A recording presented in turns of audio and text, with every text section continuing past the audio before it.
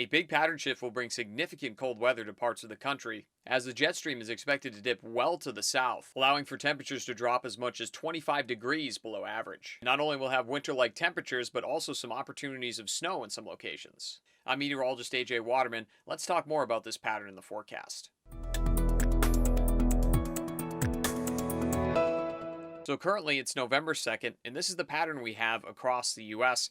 Notice the dip in the jet stream. This is a similar pattern to what we'll have coming up here, where the cold air is allowed to go to the south and the warmer air stays on the west coast, where we have temperatures above average out here. So we do have some frost advisories for some locations in the south, but this pattern is going to shift over the next few days just to get ready for another cool down on the way. So this is the jet stream as we head through the next few days. It does move back to the north on the 4th of November, but then comes way back to the south as we head into the weekend and early next week. And that's where you could see temperatures well below average low temperatures and potentially near record lows as well. So we could be talking about temperatures getting all the way down into the 30s, potentially for parts of the southeast, and maybe even some 20s on the board as well, and potentially teens in parts of the northern plains. So this is a long-range forecast into next week. It may change slightly, but we are still expected to see below average temperatures for a huge chunk of the country here. And you could go as cold as the teens for parts of North and South Dakota. And then, like I was mentioning, all the way down towards the Gulf, even getting temperatures close to the 30-degree range, but most likely into the low 40s. Either way, well below average for this time of the year. And through the Midwest, the Northeast, that's where we could see temperatures in the 20s and low 30s, and certainly more frost in the forecast, and even potentially some opportunities of snow. And here's a look at the next day on Tuesday. Notice the difference here as the cold air moves farther to the east. We could see some temperatures in the 30-degree range all the way down to the Gulf, and even getting below 50 degrees for places like Tampa, Florida. Meanwhile, in the Northeast and the Midwest, solidly in the 20s and 30s. And this is potentially an indicator of the winter pattern ahead as we see the core of the colder air hanging out over the Midwest. That will most likely be the case as we head into winter. November is very early though, and there's still going to be some changes through the next month or so. But to see this pattern show up this early is a good indicator that it will probably show up again as we push into the winter. Now we add precipitation chances here, where we could potentially see a little snow. Most likely this will be for the higher elevations of the Appalachians, as we talked about in the previous forecast video, but we could also see some snow out into the northwest and the higher elevations of the Rockies as things remain active there. But notice as we go into the 10th and 11th, that's our cold spell there, and a storm tries to form in the northeast, but doesn't quite get all the ingredients together. There is potential that that forecast could change, so that's something we'll keep an eye on. Meanwhile, the West Coast will eventually see a good shot at some significant snow towards the middle and end of the month. But we focus in on the Northeast as we do have a coastal storm that will develop early in the week here, and behind it we could actually see a little bit of snow. It's not a powerhouse storm, so it's not going to cause major effects to the East Coast here, but we could potentially see our first snowfall in parts of northern New York and New England.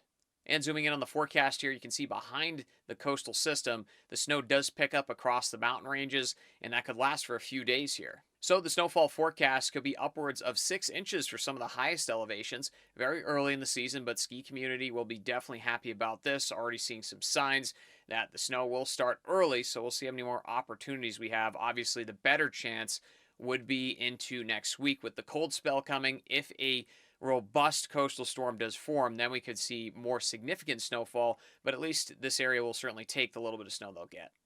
Although the cold pattern sticks around for the 9th, 10th, and 11th, things will start to warm up as the pattern shifts once again. This does happen a lot in November, where we see the two air masses, fall and winter, start to battle it out, so we will see some warmer than average conditions start to move towards the East Coast, and this could set the stage for some significant snow out on the West Coast and into the Rockies. So this is the jet stream as we head towards the middle and end of the month. We'll have cooler air on the west coast, and then we'll have warmer air on the east coast as a ridge starts to build in and the pattern flips around. It most likely will flip again before the month is over, but this will give some chances for snow to impact parts of the west coast and Rockies.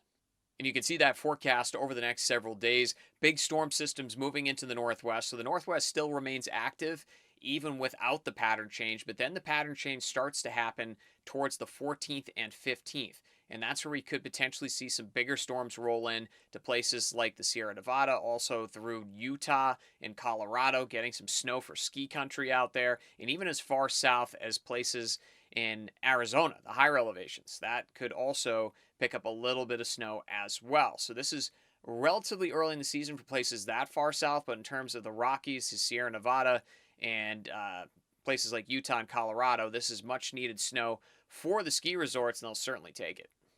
And this is an estimated snowfall forecast. It's not exact amounts, but gives us a ballpark estimate of where we could see some of the heavier snow amounts. I do think there's a significant chance of getting at least a foot plus for the Sierra Nevada, going into a good portion of the Rockies from Utah to Colorado up into Idaho, which could use both rain and snow for some of the drought conditions going on there, and also mountain ranges like the Cascades going up into British Columbia as well.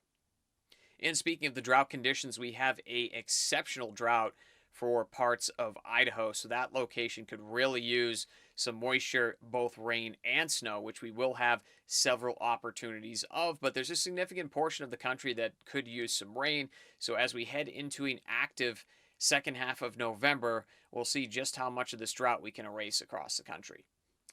So this is the precipitation estimates across the country over the next 2 weeks. Notice the West Coast does pick up a ton of rain on the way, and the East Coast gets a fair amount as well. The plains will probably stay dry, though, with just a couple of opportunities for a few weak weather systems to move through the region. As we zoom in on the Northwest, though, locations that do need the rain, such as Idaho, could pick up in excess of 3 to even 4 inches of rain with several storms coming in. No flooding expected because this is not coming down all at once. This will be from several weather systems, and the same thing for parts of Washington and Oregon as well. So looking ahead, we'll be tracking the cold as that pattern shift makes its way into the forecast here, and snow chances that will build their way in, especially if we see a more significant storm system form along the East Coast. Right now, models are very uncertain whether or not we'll actually see that. And we also have an active northwest where we'll continue to see more storms work their way in from the Pacific. And then we will focus on another pattern change mid-month that will potentially increase the storm activity for the rest of the West Coast and bring more significant snows for the Rockies. And if you like this video, feel free to like and subscribe to the channel. Check out more of our video forecasts on the screen here, and I'll see you in the next forecast update.